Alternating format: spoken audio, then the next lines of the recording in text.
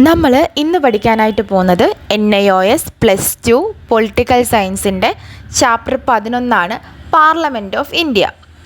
അതായത് നമ്മൾ ഇന്നത്തെ ഈ ക്ലാസ്സിനകത്ത് പാർലമെൻറ്റിനെ പറ്റിയിട്ടും പാർലമെൻറ്റ് ഫങ്ഷൻസിനെ പറ്റിയിട്ടും ലോകസഭയെ പറ്റിയിട്ടും രാജ്യസഭയെ പറ്റിയിട്ടും ഒക്കെയാണ് പഠിക്കാനായിട്ട് പോകുന്നത്.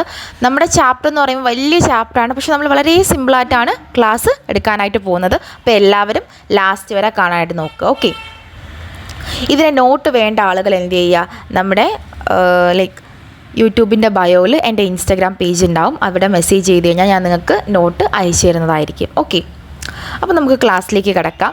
നമ്മുടെ പാർലമെൻറ്റ് ഓഫ് ഇന്ത്യ എന്ന് പറയുന്നത് രണ്ട് തരത്തിലുള്ള സഭകൾ ചേരുന്നതാണ്. ഒന്നെന്ന് പറയുന്നത് ലോകസഭയും രണ്ടെന്ന് പറയുന്നത് രാജ്യസഭയും. അപ്പം ഇവർ രണ്ടുപേരും കൂടി ചേർന്നതിനെയാണ് നമ്മൾ പാർലമെൻറ്റ് ഓഫ് ഇന്ത്യ എന്ന് പറയുന്നത്. ലോകസഭയെ നമ്മൾ ഹൗസ് ഓഫ് പീപ്പിൾ എന്നാണ് പറയുന്നത്. രാജ്യസഭയെ നമ്മൾ കൗൺസിൽ ഓഫ് സ്റ്റേറ്റ് എന്നാണ് പറയുന്നത്. അപ്പം ഇവർ രണ്ടുപേരും കൂടി ചേർന്നതിനെയാണ് നമ്മൾ എന്തെന്ന് പറയുന്നത്, പാർലമെൻറ്റ് എന്ന് പറയുന്നത്. ഇത് 1 മാർക്കിന് ചോദിക്കാൻ ചാൻസ് ഉള്ള ക്വസ്റ്റ്യൻ ആണ്. ഹൗസ് ഓഫ് പീപ്പിൾ എന്ന് പറയുന്നത് ഏത് സഭയെ ഉദ്ദേശിച്ചാണ്, അല്ലെങ്കിൽ കൗൺസിൽ ഓഫ് സ്റ്റേറ്റ് എന്ന് പറയുന്നത് ഏത് സഭയെ ഉദ്ദേശിച്ചാണ്. അപ്പോൾ അങ്ങനെയൊക്കെ നമുക്ക് ചോദിക്കാൻ ചാൻസ് ഉള്ള ഒരു ഏരിയയാണ്. ഇനി നമുക്ക് നോക്കാം. രണ്ടാമത്തെ ക്വസ്റ്റ്യൻ എന്ന് പറയുന്നത് qualifications, elections, compositions, functions, powers of Lok Sabha and Rajya Sabha. രാജ്യസഭയിലുള്ള ആളുകളുടെ ക്വാളിഫിക്കേഷൻസ്, രാജ്യസഭയിലുള്ള ആളുകളെ എങ്ങനെയാണ് തിരഞ്ഞെടുക്കുന്നത്, അതേപോലെ തന്നെയാണ് ലോകസഭയിലുള്ള ആളുകളെയും അവരുടെ ജോലികൾ, അവരുടെ ഫങ്ഷൻസ് ഒക്കെയാണ് നമ്മൾ ഇനി അടുത്ത് പഠിക്കാനായിട്ട് പോകുന്നത്. ഓക്കെ, അപ്പോൾ ലോകസഭയോ അല്ലെങ്കിൽ രാജ്യസഭയിലുള്ള ആളുകളുടെ യോഗ്യത എന്ന് പറയുമ്പോൾ ഒന്നാമത് ഇന്ത്യൻ പൗരനായിരിക്കണം. ലോകസഭയിൽ ഒരു വ്യക്തി ഇലക്ഷന് മത്സരിക്കണമെങ്കിൽ അദ്ദേഹത്തിന് 25 വയസ്സോ അതിൽ കൂടുതലോ പ്രായമുണ്ടായിരിക്കണം. അതുമല്ല, രാജ്യസഭയിലാണ് മത്സരിക്കുന്നതെങ്കിൽ എന്തായിരിക്കണം, 30 വയസ്സോ അതിൽ കൂടുതലോ പ്രായം ഉണ്ടായിരിക്കണം. എന്നാൽ മാത്രമേ എന്ത് ചെയ്യത്തുള്ളൂ, ഇരു സഭകളിലും മത്സരിക്കാനായിട്ട് പറ്റുള്ളൂ. പിന്നെ അതേപോലെ തന്നെ ഇവരുടെ റിമൂവൽ, ഇവരെങ്ങനെയാണ് സ്ഥാനത്ത് നിന്ന് പുറത്താക്കുന്നതെന്ന് ചോദിച്ചു കഴിഞ്ഞാൽ കർശനപരമായിട്ടുള്ള കുറ്റങ്ങൾ വല്ലതും ഇവർ ചെയ്തു എന്ന് കണ്ടു കഴിഞ്ഞാലാണ് എന്ത് ചെയ്യുന്നത്, ഇവരെ ഇവരുടെ സ്ഥാനത്ത് നിന്നും പുറത്താക്കുന്നത്.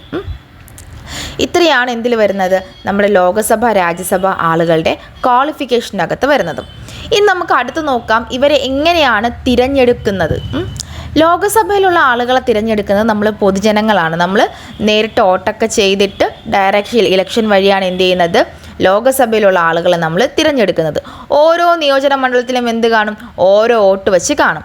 അങ്ങനെയാണ് നമ്മൾ എന്ത് ചെയ്യുന്നത്, നമ്മുടെ ലോകസഭയിലുള്ള ആളുകളെ തിരഞ്ഞെടുക്കുന്നത്. ഇനി രാജ്യസഭയിലുള്ള ആളുകളെ എങ്ങനെയാണ് തിരഞ്ഞെടുക്കുന്നതെന്ന് ചോദിച്ചു കഴിഞ്ഞാൽ സംസ്ഥാന നിയമസഭാ അംഗങ്ങൾ എല്ലാവരും കൂടി ചേർന്നിട്ടായിരിക്കും തിരഞ്ഞെടുക്കുന്നത്. ഇനി ലോകസഭയ്ക്കകത്ത് ആരൊക്കെയാണ് കാണുന്നത്, ലോകസഭയ്ക്കകത്ത് പരമാവധി അംഗങ്ങളുടെ എണ്ണം എന്ന് പറയുന്നത് 552 പക്ഷേ ഇപ്പോൾ നിലവിൽ 543 ആളുകൾ മാത്രമേ ഉള്ളൂ. അതേപോലെ തന്നെയാണ് രാജ്യസഭയിൽ മൊത്തത്തിൽ 250 അംഗങ്ങളാണുള്ളത്. പക്ഷേ ഇപ്പോൾ നിലവിൽ എത്ര പേരേ ഉള്ളൂ, 245 പേര് മാത്രമേ ഇപ്പോൾ നിലവിലെ അംഗങ്ങളായിട്ടുള്ളൂ. ചിലപ്പോൾ അംഗങ്ങളുടെ എണ്ണം ചിലപ്പോൾ ചോദിക്കാം. 1 വേർഡ് ക്വസ്റ്റ്യൻ, നിങ്ങൾക്ക് 1 വേർഡ് ക്വസ്റ്റ്യൻ ഒരു 20-25 മാർക്കിനോളം 1 വേർഡ് ക്വസ്റ്റ്യൻസ് ചോദിക്കാം. അപ്പോൾ 1 വേർഡ് ക്വസ്റ്റ്യൻസിൻ്റെ ഒരു PDF ഞാൻ നിങ്ങൾക്ക് അയച്ചു തന്നത്, ഓരോ ദിവസം ഓരോ 2-3 എണ്ണം വെച്ച് പഠിച്ച് പോയാലേ എന്ത് ചെയ്യത്തുള്ളൂ, നമുക്ക് അവസാനം 1 വേർഡ് ക്വസ്റ്റ്യൻസ് കിട്ടത്തുള്ളൂ. 25 മാർക്കിന് ചോദിക്കുന്ന ഏരിയാസാണ്. നമ്മൾ പഠിക്കാത്ത ഏരിയയിൽ നിന്നും ചോദിക്കാം, പഠിക്കുന്ന ഏരിയയിൽ നിന്നും ചോദിക്കാം. TMAയിൽ കൊടുത്തേക്കുന്ന ചാപ്റ്റേഴ്സിൽ നിന്ന് ഏതെങ്കിലുമൊക്കെ ചോദിക്കാം, നമ്മൾ പഠിക്കുന്ന ചാപ്റ്റേഴ്സിൽ നിന്ന് നമ്മൾ വിട്ടുപോയിട്ടുള്ള ഏതെങ്കിലുമൊക്കെ ചോദിക്കാം. ഓക്കെ, ഇനി നമുക്ക് ഈ രണ്ട് സഭകളുടെയും ഫങ്ഷൻസ് എന്തൊക്കെയാണെന്ന് നമുക്ക് നോക്കാം. അപ്പം ഇതിൽ രണ്ടുപേരുടെയും ഫങ്ഷൻസ് ഏകദേശം ഒരേപോലെയൊക്കെയാണ് വരുന്നത്. ഒന്നാമതെന്ന് പറയുന്നത് നിയമം നിർമ്മിക്കുക. അതായത് ലോകസഭയും രാജ്യസഭയും കൂടെ ചേർന്നിട്ടാണ് പുതിയ പുതിയ നിയമങ്ങൾ നിർമ്മിക്കുന്നത്. മാത്രമല്ല, ഈ ധനപരമായിട്ടുള്ള കാര്യങ്ങളുണ്ടല്ലോ, ഫിനാൻഷ്യൽ പവേഴ്സ്, അതായത് ഫിനാൻഷ്യൽ ബില്ലൊക്കെ പാസ്സാക്കുന്ന കാര്യങ്ങളുണ്ടല്ലോ, ഇങ്ങനെയുള്ള കാര്യങ്ങളിൽ ലോകസഭയ്ക്കായിരിക്കും കൂടുതൽ പ്രാധാന്യം. രാജ്യസഭയെ അപേക്ഷിച്ച് ഈ ബില്ലുകൾ പാസ്സാക്കുന്ന കാര്യമൊക്കെ വരുന്ന സാഹചര്യത്തിൽ രാജ്യസഭയെക്കാട്ടിയും കൂടുതൽ ആർക്കായിരിക്കും, ലോകസഭയ്ക്കായിരിക്കും. മാത്രമല്ല, ഈ രാജ്യസഭയും ലോകസഭയൊക്കെ ചേർന്നിട്ടാണ് സർക്കാരിൻ്റെ പ്രവർത്തനങ്ങൾ, ഓരോ കാര്യങ്ങൾ നോക്കുന്നത്, പ്രവർത്തനങ്ങളെല്ലാം മനസ്സിലാക്കിയിട്ട് അതേപോലെ തന്നെ പ്രവർത്തനങ്ങളിൽ തെറ്റുവല്ലതും ഉണ്ടെങ്കിൽ അത് പരിശോധിക്കുന്നതൊക്കെ ആരായിരിക്കും, ഈ ലോകസഭയും രാജ്യസഭയും കൂടെ ചേർന്നിട്ടായിരിക്കും ഇങ്ങനെയുള്ള കാര്യങ്ങൾ ചെയ്യുന്നത്. മാത്രമല്ല, ഭരണവ്യവസ്ഥയിൽ എന്തെങ്കിലും മാറ്റം വരുത്തണമെങ്കിലും അല്ലെങ്കിൽ ഭരണഘടനയിൽ എന്തെങ്കിലുമൊക്കെ ഭേദഗതികൾ വരുത്തണമെങ്കിലും എന്ത് ചെയ്യണമെന്ന് ഈ 2 സഭകളും കൂടി ചേർന്നിട്ടാണ് എന്ത് ചെയ്യുന്നത്, അങ്ങനെയുള്ള കാര്യങ്ങളെല്ലാം ചെയ്യുന്നത്. അപ്പം ഇവർക്ക് വളരെ വലിയ പ്രാധാന്യമാണ് നമ്മുടെ ഇന്ത്യയിൽ കൊടുത്തിട്ടുള്ളത്, ലോകസഭയ്ക്കും രാജ്യസഭയ്ക്കും. ഇതൊന്ന് ഓർത്ത് വെച്ചേക്കാം. ഇനി നമുക്ക് അടുത്ത് നോക്കാം, പാർലമെൻറ്റ് എന്താണ്. പാർലമെൻറ്റ് എന്താണെന്ന് ചോദിച്ചാൽ നമ്മുടെ ഭാരതത്തിൻ്റെ നിയമനിർമ്മാണ സഭേനെയാണ് നമ്മൾ പാർലമെൻറ്റ് എന്ന് പറയുന്നത്. ഇതിനകത്ത് 3 തരത്തിലുള്ള ആളുകളാണ് വരുന്നത്. ഒന്ന് പ്രസിഡൻറ്റ്, 2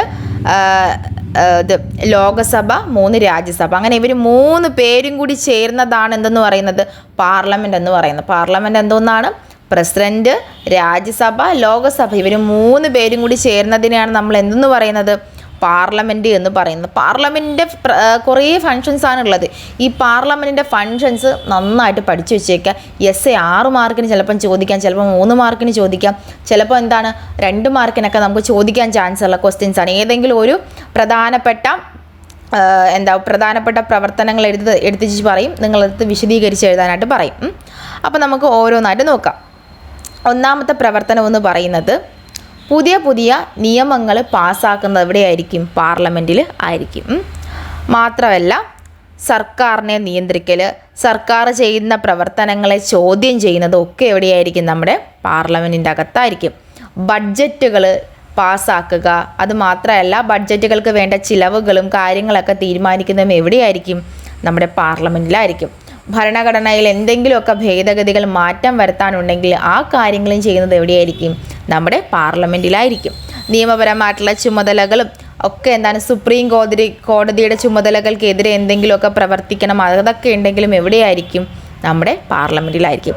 ഇത്രയുമാണ് പാർലമെൻറ്റിൻ്റെ പ്രധാനപ്പെട്ട ഫങ്ഷൻസ് എന്ന് പറയുന്നത്. ഓക്കെ, ഇനി നമുക്ക് പ്രധാനപ്പെട്ട ഒരു വ്യക്തിനെ പറ്റിയിട്ടാണ് പഠിക്കാൻ പോകുന്നത്, നമ്മുടെ സ്പീക്കർ. സ്പീക്കർ ആരാന്ന് ചോദിച്ചു കഴിഞ്ഞാൽ ലോകസഭയുടെ അധ്യക്ഷനായിരിക്കും സ്പീക്കർ എന്ന് പറയുന്നത്.